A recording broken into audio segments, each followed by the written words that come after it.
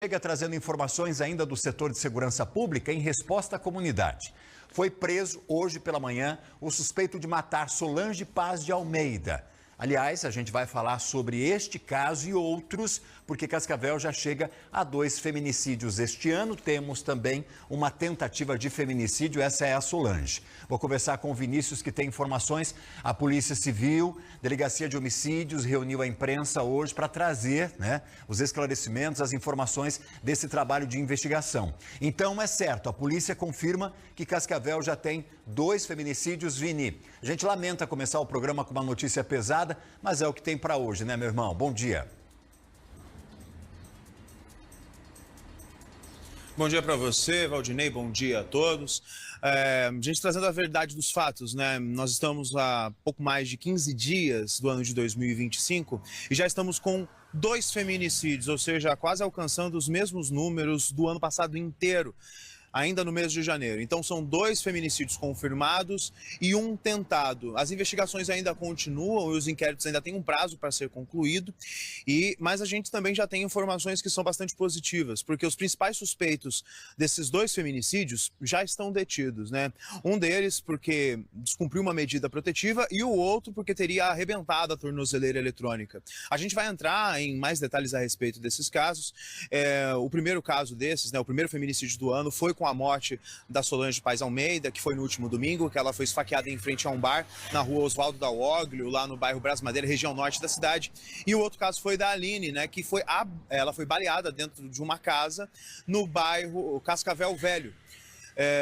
Então, todos os principais suspeitos já estão identificados e presos. Ainda temos uma outra pessoa que foi alvo de uma tentativa de feminicídio, um golpe de faca. Ela foi ferida no bairro Santa Cruz e levada para o hospital. Ela ainda segue internada e os policiais estão aguardando para que ela receba uma alta, para que ela possa prestar mais esclarecimentos a respeito desse caso. E o suspeito do crime ainda segue foragido. A gente vai voltar daqui a pouco, Valdinei, com outras informações, inclusive com detalhes da coletiva de imprensa que foi feita na manhã dessa sexta-feira para explicar esses casos e também mais detalhes sobre também o cumprimento de medidas protetivas. Então, fica ligado no Balanço Geral que logo mais a gente vai trazer mais informações e detalhes, inclusive, desses criminosos e dos crimes que eles respondem e que podem vir a responder.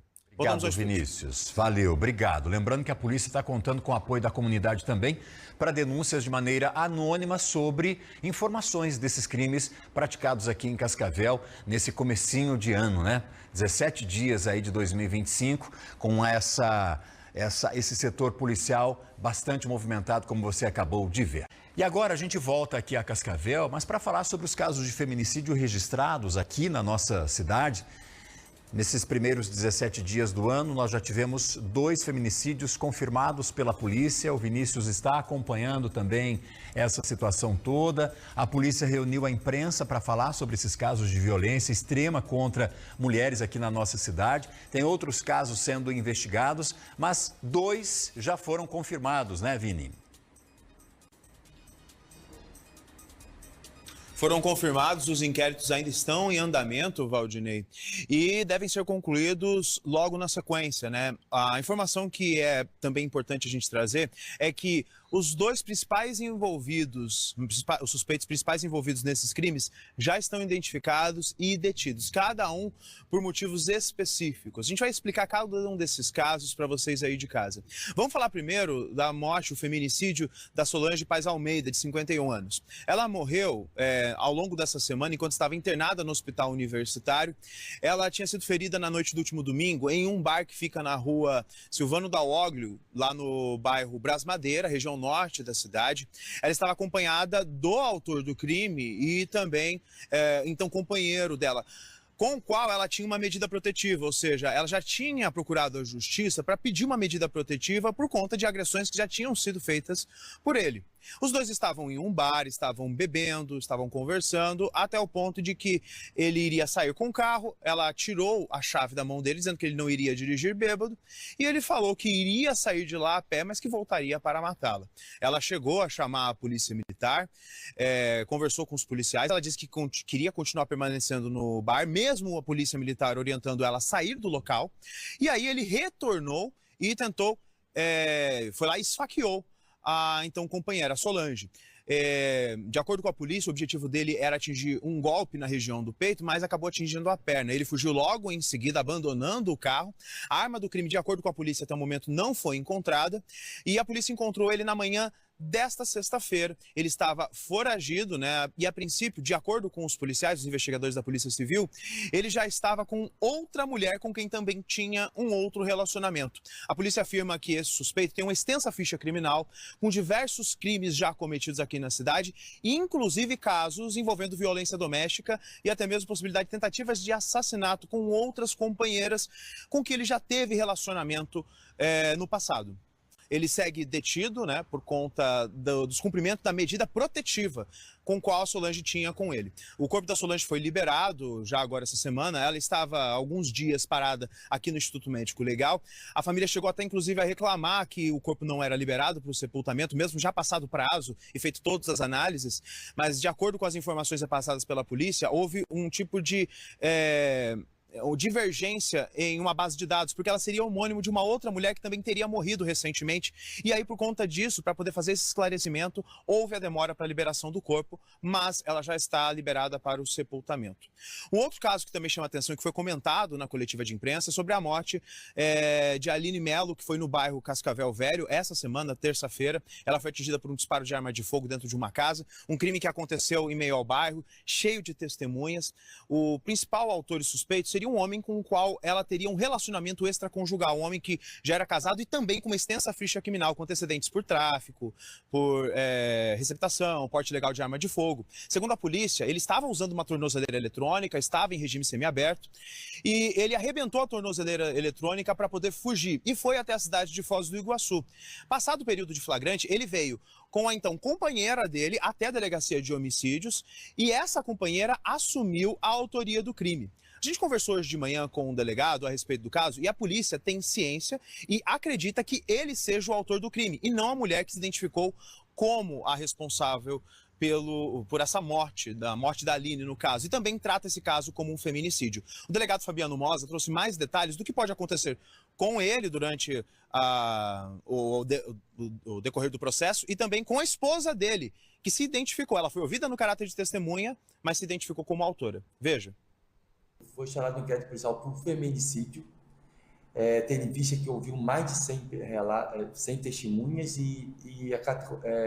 não há dúvida do que o autor, pela investigação, o autor seria uma pessoa do qual ela mantinha um relacionamento extraconjugal. Teria havido desentendimento, porque ela teria relatado que estaria grávida dele, então já teria tido esse atrito anteriormente. Ontem ele se apresentou na delegacia de homicídio com o advogado e trouxe a sua esposa para assumir esse crime.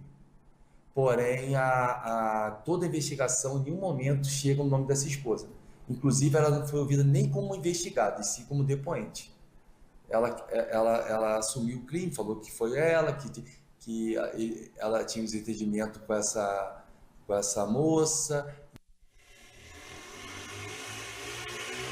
Ainda segundo a Polícia Civil, a Delegacia de Homicídios investiga um outro caso também de tentativa de feminicídio que aconteceu essa semana. Uma vítima foi atingida com um golpe de faca, ela ficou ferida, foi levada para um hospital e ainda segue internada. A polícia informa que deve ouvir essa testemunha, essa vítima, assim que ela receber alta.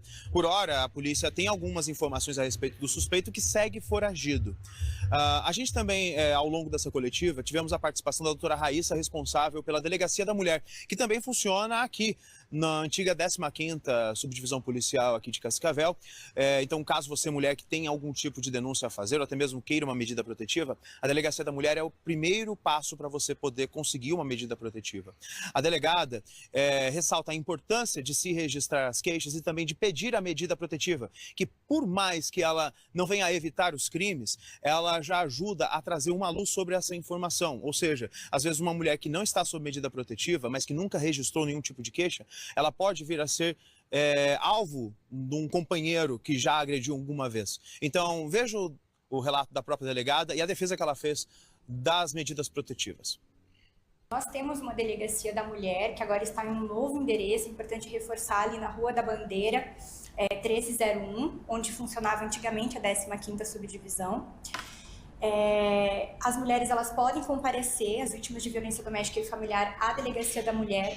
E como que funciona a questão da medida protetiva? A mulher comparece à delegacia, ela relata os fatos e esse pedido é encaminhado ao Poder Judiciário, que pode determinar que o autor da violência ele não faça mais contato com a vítima por qualquer meio, seja telefone, WhatsApp, mensagem, ligação, seja um contato pessoal também, que ele não pode se aproximar da vítima, e se ele reside com a vítima, também é possível determinar que ele saia, que ele tenha que deixar a residência, caso o judiciário constate que a situação ela é mais gravosa. Bom, a Delegacia de Homicídios agora trabalha com esses casos. Nós estamos há menos de 30 dias, desde o início do ano até agora, já tivemos 2 casos de feminicídio na cidade e 1 feminicídio tentado. Lembrando que ao longo de todo o ano de 2024, nós tivemos diversos crimes violentos, mais de 60 assassinatos, a grande maioria na região norte de Cascavel. Mas tivemos ao longo de todo o ano passado 3 feminicídios, ou seja, em aproximadamente uma quinzena, ou seja, 15 dias, nós já estamos com 2 feminicídios, e isso é um sinal de alerta para a nossa população, principalmente a preocupação com os crimes violentos, em especial com as mulheres que, da mesma forma, merecem a proteção devida. E, enfim, isso faz parte e é fundamental que a população procure a polícia e denuncie.